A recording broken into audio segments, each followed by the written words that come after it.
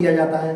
तो इसी प्रकार का हरिके बैराज कपूरथला के पास में है, जो ब्यास नदी जो है यहाँ पर आकर सतलुज में मिलती है, और उस बैराज के माध्यम से एक बहुत बड़ी एक नहर बनाई गई है राजस्थान को पानी देने के लिए, जिसका नाम है इंदिरा गांधी नहर। तो अभी हम सतलुज नदी देखते हैं, उसके बाद इंदिरा गांधी नहर देखते हैं। तो आप सतलुज नदी पे आते हैं, तो हमने अभी देखा कि कैलाश मानसरोवर जो है, तो कैलाश पर्वत के पास मानसरोवर झील थी। इसी मानसरोवर झील के पास, कैलाश पर्वत के पास एक और झील है जिसका नाम है राकसताल झील।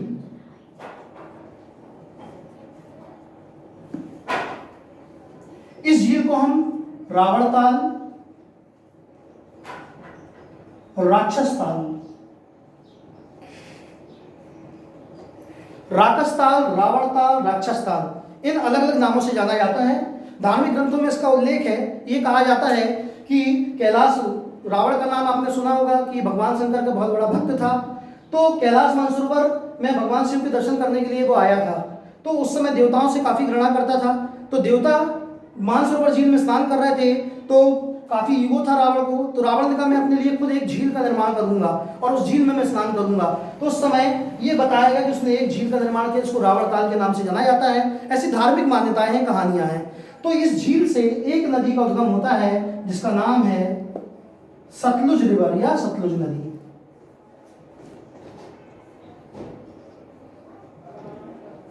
सतलुज नदी का उद्गम इसी कैलाश पर्वत की राकसताल, रावणताल, राक्षसताल, कुछ भी नाम आ सकता है ऑप्शन में आपको, इस झील से होता है। फिर यह झील हिमाचल प्रदेश में प्रवेश करती है। तो प्रश्न आता है कि जो आपकी सतलुज रिवर है, सतलुज नदी है, यह भारत में किस दर्रे से प्रवेश करती है? तो भारत में सिपकीला दर्रा, भारत में सिपकीला दर्रा या सिपकीला जो पास है, यहां से सतलुज नदी भारत में प्रवेश करती है। और भारत में प्रवेश करने के पश्चात हिमाचल प्रदेश में इस नदी पर एक बांध बनाया गया जिसका नाम है नांगल बांध। बिलासपुर जिला लगता है। इसके अंतर्गत ये नांगल बांध जो है सतलुज में है। आपने नाम सुना होगा भाखड़ा नांगल डैम, किस नदी पर बना हुआ है? सतलुज नदी पर बनाया गया है। तो भाखड़ा और नांगल या नंगल, ये दो अलग अलग बांध हैं। एक बांध जो नांगल डैम है ये हिमाचल प्रदेश में है, और जो भाखड़ा डैम है वो पंजाब में बना हुआ है। तो ये जो नांगल बांध है हमारा, ये सतलुज नदी पर बनाया गया है। उसके पश्चात यह रिवर पंजाब में प्रवेश करती है, और इसी पंजाब में ये ब्यास नदी जो है इस सतलुज रिवर में हरिके नामक स्थान पर कपूरथला के पास में इस नदी में मिल जाती है। उसके पश्चात यह पंजाब से प्रवेश करती हुई ये रिवर चिनाब नदी के पास में मिल जाती है। अब देखिएगा कि सिंधु नदी, सबसे पहले इससे आने वाले क्वेश्चन, सतलुज नदी का उद्गम कहां से होता है? तो कैलाश पर्वत के पास राकसताल झील से होता है। उसके पश्चात सिंधु जो आपकी सतलुज रिवर है भारत में कहां से प्रवेश करती है? सिपकीला पास या सिपकीला दर्रे से प्रवेश करती है। उसके पश्चात हिमाचल प्रदेश में नांगल बांध किस नदी पर बना हुआ है? तो आप बता सकते हैं सतलुज रिवर पर बना हुआ है। उसके पश्चात में इसी पर भाखड़ा डैम जो है, ये भाखड़ा डैम सतलुज रिवर पर बना हुआ है। कहां पर बना हुआ है?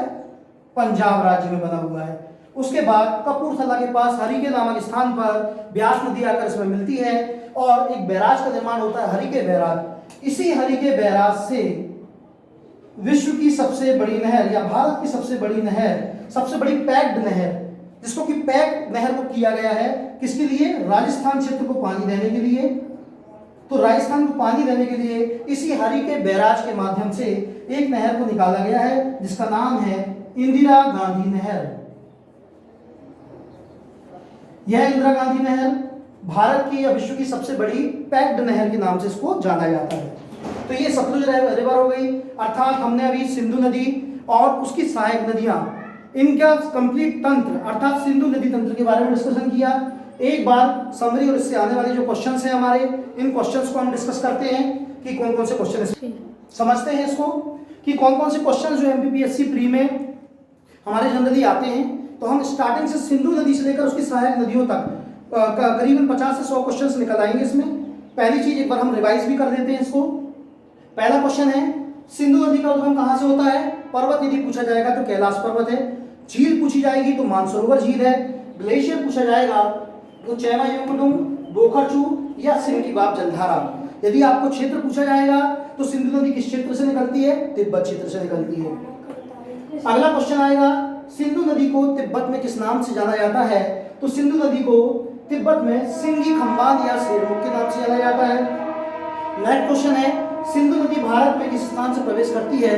तो सिंधु नदी भारत में दमचौक से प्रवेश करती है, जो कि जम्मू कश्मीर राज्य है। अगला क्वेश्चन आएगा, सिंधु नदी भारत के कितने राज्यों से प्रवाहित होती है? तो केवल एक ही राज्य से प्रवाहित होती है दोस्तों, जम्मू कश्मीर राज्य है। उसके पश्चात क्वेश्चन आएगा, सिंधु नदी जम्मू कश्मीर राज्य में किस स्थान से लद्दाख श्रेणी को काटती है? तो दोस्तों दुंगाती नामक स्थान से काटती है। अगला क्वेश्चन है, सिंधु नदी किन दो पर्वत श्रृंखलाओं के मध्य बहती है? तो दोस्तों देख रहे हैं लद्दाख एवं जास्कर दो पर्वत श्रृंखलाओं के मध्य बहती है। फिर क्वेश्चन आएगा, भारत का सबसे कम वर्षा वाला स्थान कौन सा है? तो दोस्तों जम्मू कश्मीर राज्य का लेह जनपद ये भारत का सबसे कम वर्षा वाला स्थान है। सिंधु नदी के किस तट पर मौजूद है? तो सिंधु नदी के दाहिने तट पर मौजूद है। फिर अगला क्वेश्चन आएगा, भारत के सबसे गहरे गार्ज का नाम क्या है? तो उसको भुंजी गार्ज के नाम से जाना जाता है। किस नदी के द्वारा बनाया जाता है? सिंधु नदी के द्वारा बनाया जाता है। किस स्थान पर बनाया जाता है? तो गिलगित के पास भुंजी नामक स्थान पर बनाया जाता है। नेक्स्ट क्वेश्चन है कि सिंधु नदी पाकिस्तान में किस स्थान से प्रवेश करती है? तो सिंधु नदी पाकिस्तान में चिल्लास नामक स्थान से प्रवेश करती है। नेक्स्ट क्वेश्चन है कि सिंधु में पश्चिम क्षेत्र से पाकिस्तान से आने वाली कौन कौन सी नदियां हैं? तो काबुल नदी, कुर्रम नदी और गोमन नदी ये बड़ी नदियां हैं जो पाकिस्तान में आकर प्रवेश करती हैं। अगला क्वेश्चन यदि आएगा दोस्तों, तो सिंधु में उत्तर से मिलने वाली बड़ी नदियां कौन कौन सी हैं? तो दोस्तों गिलगित और उसकी सहायक भुंजा नदी इसमें आकर मिलती है। और पूर्वी क्षेत्र की यदि बात करेंगे, ये उत्तर क्षेत्र है, ये उत्तर पूर्वी क्षेत्र है। पूर्वी क्षेत्र की बात करेंगे तो पूर्वी क्षेत्र से श्योक नदी और उसकी सहायक नुब्रा नदी आकर इसमें मिलती है। सिंधु नदी तंत्र की यदि बात करेंगे तो उसकी सहायक नदियों का सीक्वेंस हमने आपको बताया, सिंधु, उसके बाद झेलम, उसके बाद चेनाब, चेनाब के बाद में रावी, उसके बाद में व्यास और सतलुज। तो इनकी सहायक नदियों से बनने वाले क्वेश्चन देखते हैं। सबसे पहली है झेलम नदी। झेलम नदी का उद्गम कहाँ से होता है? बैरीनाथ के पास शेषनाग झील से इसका उद्गम होता है। और यह नदी जो है आगे जाती है तो इसके बहुत ही प्रसिद्ध पर्यटन स्थल है शहर हमारा श्रीनगर, जो किस नदी के किनारे बसा हुआ है? झेलम नदी के किनारे बसा हुआ है। उसके पश्चात बूलर झील पूछा जाता है, कौन सी नदी है जो एक झील से प्रवाहित होती है? तो दोस्तों ये ध्यान रखिएगा कि हमारी झेलम नदी जो है, जो भारत की सबसे बड़ी ताजे पानी की या मीठे पानी की झील बूलर झील है, इस झील में प्रवेश करती है और यहाँ से आगे बढ़ती है। उसके पश्चात यह नदी पीओके क्षेत्र में प्रवाहित होती है और उसके पश्चात झुंग नामक स्थान पर यह झेलम नदी ब्यास नदी में मिल जाती है। अब दोस्तों देखते हैं उसके बाद में हम चेनाब नदी, जो कि सिंधु की सबसे प्रमुख सहायक नदी है और दूसरी नदियां आकर इसमें मिलती हैं। चेनाब नदी की हम बात करेंगे तो चेनाब नदी का जो उद्गम होता है ये हिमाचल प्रदेश। देखिए यहाँ तक हमने दोस्तों देखा कि सिंधु नदी में जम्मू कश्मीर राज्य में दो प्रमुख नदियां सिंधु और झेलम ये प्रवाहित हो रही हैं। अब यदि सिंधु नदी के बाद में यदि आपसे क्वेश्चन पूछा जाए कि सिंधु नदी कितने देशों से होकर प्रवाहित हो रही है, तो यहाँ देखिएगा दोस्तों, पहले तिब्बत क्षेत्र में आई, उसके बाद में भारत में जम्मू कश्मीर राज्य हो गया, उसके बाद में पाकिस्तान, अर्थात सिंधु नदी 3 देशों से होकर आ रही है, तिब्बत या चाइना, यहाँ भारत और यहाँ पाकिस्तान। अब यदि ये पूछा जाए कि हमारी जो झेलम नदी है ये कितने देशों से प्रवाहित हो रही है, तो देख रहे हैं आप यहाँ केवल भारत में जम्मू कश्मीर राज्य है, उसके पश्चात है पाकिस्तान में प्रवेश कर रही है, अर्थात भारत पाकिस्तान। इसी प्रकार राज्यों से भी क्वेश्चन घुमा के कहीं से भी क्वेश्चन पूछे जा सकते हैं, कितने राज्यों में प्रवाहित हो रही है। तो यदि आपको मैप में स्टडी आपने की है, आपको यहाँ पर दिख रहा है कि कितने राज्यों में प्रवाहित हो रही है, कितने देशों में प्रवाहित हो रही है। तो मित्रों हम देखते हैं कि केवल जम्मू कश्मीर राज्य की यदि हम बात करेंगे तो जम्मू कश्मीर राज्य में झेलम नदी और सिंधु नदी प्रवाहित होती है, और बाकी की 3 प्रमुख नदियां आप देख रहे हैं ये हिमाचल प्रदेश से इनका उद्गम होता है, जिनमें हम देखते हैं सबसे पहले चेनाब रिवर, जो कि बहुत महत्वपूर्ण प्रमुख सहायक नदी है सिंधु नदी की। इसका उद्गम हिमाचल प्रदेश में 12 लाचला दर्रा जो है वहां से 2 धाराओं के रूप में होता है, एक भागा एक चंद्रा। अर्थात ये भी क्वेश्चन आता है चेनाब रिवर को अन्य किस नाम से जाना जाता है, तो चंद्रभागा के नाम से जाना जाता है। उसके पश्चात तांडी नामक स्थान पर हिमाचल प्रदेश में ये दोनों धाराएं आपस में मिलती हैं और ये चेनाब नदी के नाम से जानी जाती हैं। उसके हिमाचल प्रदेश से यह नदी जम्मू कश्मीर राज्य में प्रवेश करती है। तो जम्मू कश्मीर में रियासी नामक क्षेत्र, कारगिल के पास एक क्षेत्र है जो कि काफी प्रसिद्ध क्षेत्र है। इस रियासी क्षेत्र में एक विश्व का सबसे ऊंचा रेलवे ब्रिज का निर्माण किया जा रहा है। इसी नदी पर, चिनाब नदी पर, यदि आपको क्वेश्चन आता है कि विश्व के सबसे ऊंचे रेलवे ब्रिज का निर्माण किस नदी पे किया जा रहा है, चिनाब नदी पर, और किस राज्य में किया जा रहा है, तो जम्मू कश्मीर राज्य। अब यह नदी आप देख रहे हैं पीओके क्षेत्र में प्रवेश कर रही है, और पीओके क्षेत्र में प्रवेश करने के पश्चात यह नदी इस नदी पर आकर ऊपर से, यानी चिनाब के उत्तर से यह झेलम नदी आकर इसमें झुंग नामक पाकिस्तान के झुंग प्रांत में इसमें आकर मिल जाती है। दिखाने अब देखते हैं दोस्तों हम रावी नदी के बारे में, रावी नदी से कौन कौन से क्वेश्चंस आते हैं। देखिए रावी नदी का जो उद्गम होता है, यदि हम बात करेंगे तो हमारी कांगड़ा घाटी जो है, कांगड़ा घाटी के पास में रोहतांग दर्रा, रोहतांग जो पास है, इस पास से एक नदी का उद्गम होता है जिसको हम रावी नदी बोलते हैं। यह रावी नदी हिमाचल प्रदेश से ये पंजाब एवं जम्मू कश्मीर की सीमा बनाती है, और सीमा बनाते हुए यह पाकिस्तान में सराय सिंधु नामक स्थान पर सिंधु नदी में आपस में मिल जाती है। उसके पश्चात देखते हैं हम ब्यास नदी। ब्यास नदी जो है हिमाचल प्रदेश में ही, हिमाचल प्रदेश में रोहतांग दर्रे के पास में है ब्यास कुंड। इस ब्यास कुंड से एक नदी निकलती है, जो ये नदी हिमाचल प्रदेश से होकर पंजाब में आती है, और पंजाब में कपूरथला के पास हरी के नामक स्थान पर यह नदी सतलुज में मिल जाती है और एक बैराज का निर्माण करती है, जिसको कि हम हरी के बैराज के नाम से जानते हैं। अब उसके पश्चात हमारी आखिरी नदी है सतलुज नदी। सतलुज नदी जो है इसका उद्गम जो होता है ये कैलाश पर्वत की, जैसे कि मानसरोवर झील है उसी प्रकार एक झील है राकसताल, रावणताल या राक्षसताल के नाम से जानी जाती है। इस झील से, कैलाश पर्वत की राकसताल झील से एक नदी का उद्गम होता है, ये सतलज रिवर है। और ये ध्यान रखिएगा दोस्तों, कई बार क्वेश्चन आया था कि सतलज रिवर को तिब्बत में किस नाम से जाना जाता है, तो सतलज रिवर को तिब्बत में लांगचेन खंबाब, लांगचेन खंबाब के नाम से जाना जाता है। सतलुज रिवर को तिब्बत में लांगचेन खंबाब के नाम से जाना जाता है। उसके पश्चात प्रश्न पूछा जाएगा कि सतलुज रिवर भारत में या हिमाचल प्रदेश में किस स्थान से प्रवेश करती है, तो सिर्फ कीला दर्रे से प्रवेश करती है। उसके पश्चात यह रिवर हिमाचल प्रदेश में एक डैम का निर्माण करती है, नागल बांध।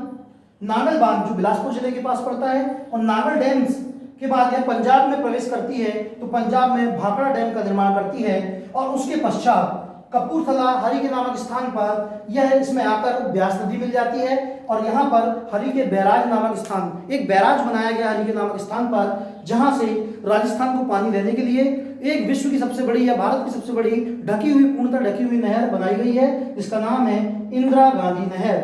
यह इंदिरा गांधी नहर राजस्थान को पानी देने के लिए बनाई जाती है।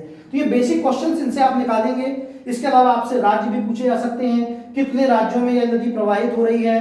तो ये बेसिक क्वेश्चन यदि आपने मैप पे स्टडी किए तो आपको सारे क्वेश्चन बन जाएंगे। अब इसके अलावा बहुत ही महत्वपूर्ण चीज है जो कई बार एग्जाम में क्वेश्चन आए हैं कि इन सारी नदियां, इनको पूर्व में किन नामों से जाना जाता है। तो उसके बाद इसको हम रब करते हैं, रब करने के पश्चात हम देखते हैं किस रिवर को, किस नदी को प्रारंभ में किस नाम से जाना जाता है।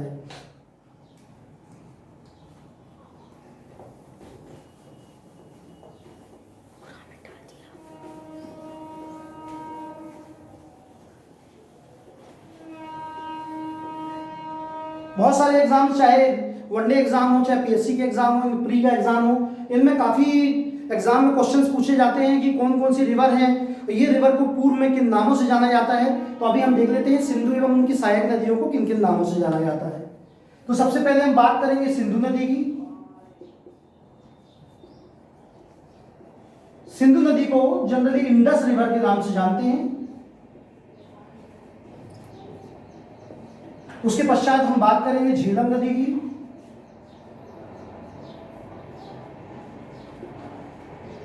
झेलम नदी को वितस्ता के नाम से जाना जाता है। उसके बाद हम बात करेंगे चिनाब रिवर की। चिनाब नदी को अस्किनी, अस्किनी के नाम से जाना जाता है। उसके बाद हम बात करेंगे रावी नदी की। तो रावी नदी को पुरुषणी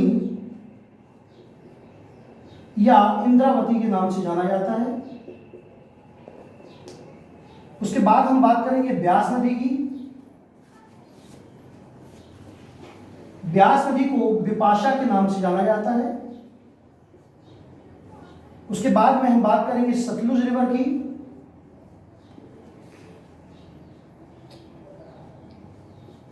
सतलुज रिवर को सुतुद्री के नाम से जाना जाता है और इनके अलावा कभी कभी पूछ लिया जाता है काबुल रिवर के बारे में। तो जो काबुल नदी है इसको कहीं कहीं बुक्स में आपको कुर्ब मिलेगा, कहीं कहीं आपको कुब्रा के नाम से जाना जाता है। तो दोस्तों ये नदियों के प्राचीन नाम हैं, ये जो नाम है ये नवीन नाम है और ये जो है ये नदियों के प्राचीन नाम हैं। एग्जाम में कई बार क्वेश्चन आए हुए हैं इसलिए इंपॉर्टेंट है, तो आपको ये सारे नाम पता होना चाहिए। इसके अलावा सिंधु नदी से संबंधित एक बहुत ही महत्वपूर्ण चीज है सिंधु नदी जल समझौता। सिंधु जल समझौता एक्चुअली है क्या? तो सबसे पहले तो आपको पता होना चाहिए कि नदी जल समझौता क्या है, क्यों किया जाता है, रीजन क्या होता है। तो हम थोड़ा डिस्कस करते हैं इस पर।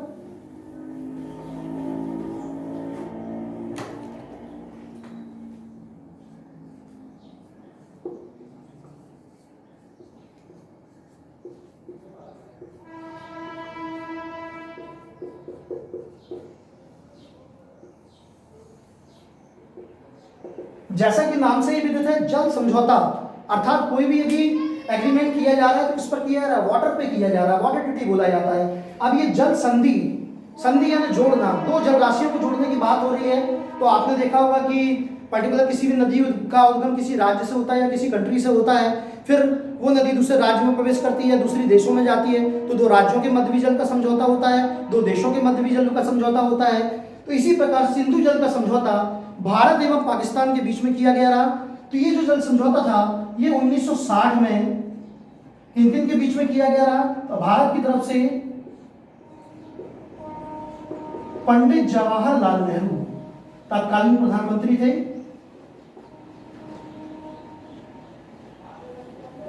और पाकिस्तान की तरफ से अयूब खान जो पाकिस्तान के राष्ट्रपति थे। 1960 में सिंधु जल समझौता इनके द्वारा किया गया था। अब एक्चुअल ये समझें कि हम ये एक्चुअल समझौता क्या है। तो अभी हमने इसके पहले डिस्कशन किया है कि सिंधु और उसकी सहायक नदियां आपस में मिलकर एक तंत्र का निर्माण करती हैं, जिसे हम सिंधु नदी तंत्र कहते हैं। फिर हमने आपको सीक्वेंस भी बताया कि पहली नदी क्या है, कहानी के माध्यम से हमने आपको याद कराया। तो अभी हमने देखा कि सिंधु और उसकी सहायक नदियां कौन कौन सी हैं। तो सबसे पहले तो हम सिंधु नदी और उसकी सहायक नदियों में सबसे पहले सहायक नदी है इनकी झेलम। झेलम नदी के बाद में सिंधु की सबसे प्रमुख सहायक नदी चिनाब नदी। चिनाब के बाद में रावी नदी,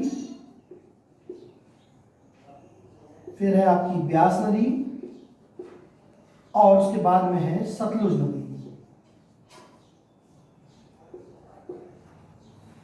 एक दो तीन चार पांच छह, मतलब सिंधु और उसकी 5 सहायक नदियां आपस में मिलकर सिंधु नदी तंत्र का निर्माण करती हैं। हमने आपको कहानी भी बताई, सिंधु को कोई झेल नहीं सकता क्योंकि चने खाती है रवेदार।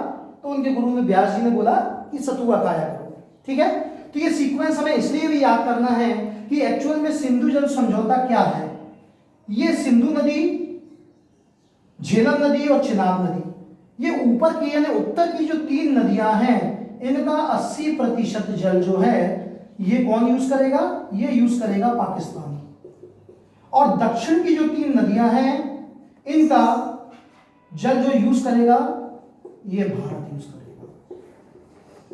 और 20% की बात करेंगे तो ये भारत करेगा और इसका जो 20% है यह पाकिस्तान यूज करेगा। तो सिंधु जल समझौता क्या है? सिंधु नदी में, सिंधु और उसकी सहायक नदियों में जो उत्तर की 3 नदियां हैं, ऊपर की 3 नदियां सिंधु, झेलम और चिनाब, इनका 80% भाग कौन यूज करेगा? पाकिस्तान यूज करेगा और 20% भारत करेगा। और रावी, ब्यास और सतलुज का 80% जल भारत यूज करेगा और 20% पाकिस्तान। इसी समझौते को बोला जाता है सिंधु जल समझौता। तो मित्रों ये बहुत ही इंपॉर्टेंट चीज है। अब इसके बाद में सिंधु नदी तंत्र के बाद में हम गंगा नदी तंत्र, ब्रह्मपुत्र नदी तंत्र और दक्षिण भारत प्रायद्वीपीय नदियों में कौन कौन सी प्रमुख नदियां हैं, उनसे एग्जाम में कौन कौन से क्वेश्चंस आते हैं, इन सारे क्वेश्चंस को आगे आने वाले हम वीडियोस में डिस्कशन करेंगे। और इसके अलावा और भी जो एमपीपीएससी प्री और मेंस के अंतर्गत बहुत ही महत्वपूर्ण टॉपिक्स हैं, उन टॉपिक्स को हम यहाँ डिस्कस करेंगे। फिर मेंस में राइटिंग कैसे करना है, क्या महत्वपूर्ण बिंदु होते हैं, मेंस को कैसे लिखा जाता है, वो सभी पर बातों पर आगे आने वाली वीडियो में हम डिस्कशन करेंगे। यदि आपको हमारा वीडियो पसंद आया हो तो प्लीज़ लाइक कीजिए, उसको सब्सक्राइब कीजिए, जिससे कि आगे मैं भी आपको वीडियोस बना सकूं। धन्यवाद। Thank you very much.